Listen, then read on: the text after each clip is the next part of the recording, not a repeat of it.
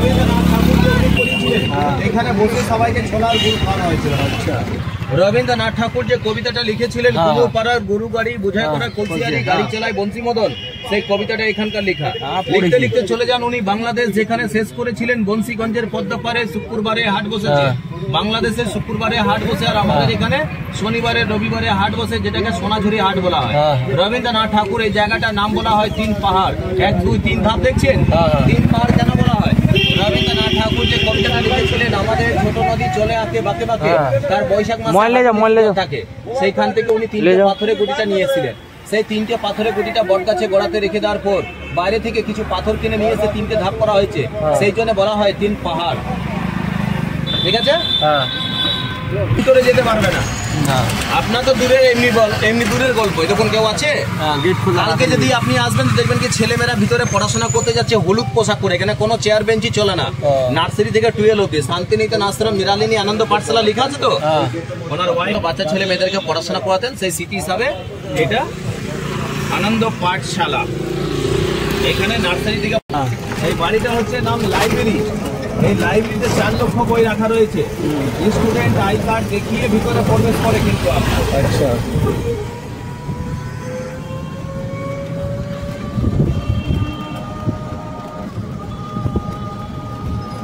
আর এটা হচ্ছে আমাদের পৌষ মেলার মাঠ, যেটা আগে আমাদের পৌষ মেলা এখানেই বসতো আপনার।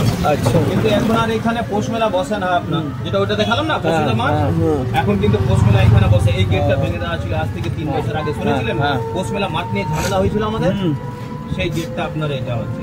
পৌষ মেলাটা কোথায় বসে এখন? এখানে না, ওইখানে শান্তিনিকেতন বাড়ি ওখানে, এখন এখানে বসে। ডান দিকে সেন্ট্রাল অফিস আপনার, এটা ভিসির গাড়ি, যে গাড়িটা দেখছেন না, ভিসি ভাইস চ্যান্সেলর।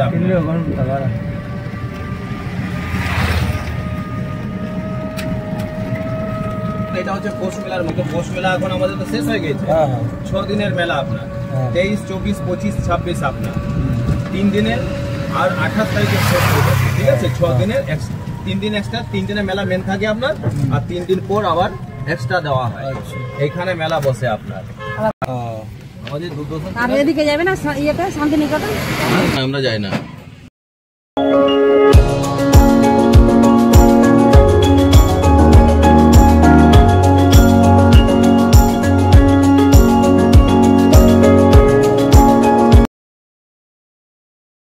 হিন্দি ভবন, পাটু ভবন, এটা চাইনিজ নিয়ে পড়াশোনা হয় আপনার। এদিকে আপনার ইন্দিরা গান্ধী এখানে 11 মাস পড়াশোনা করেছিল।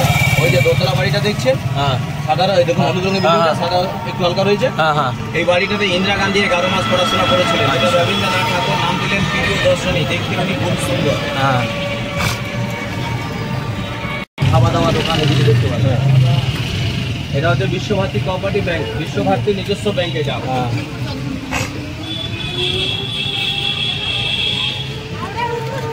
চলে ব্যাংকটা এখন চলে। যেটা দেখছেন কেউ ছেলেমেয়েরা বিশ্বভারতীতে পড়াশোনার জন্য চান্স পেয়েছে, তাহলে কিন্তু হোস্টেলের জন্য এখানে ফর্ম ফিল আপ করতে হবে। আচ্ছা, ডান দিকে দেখুন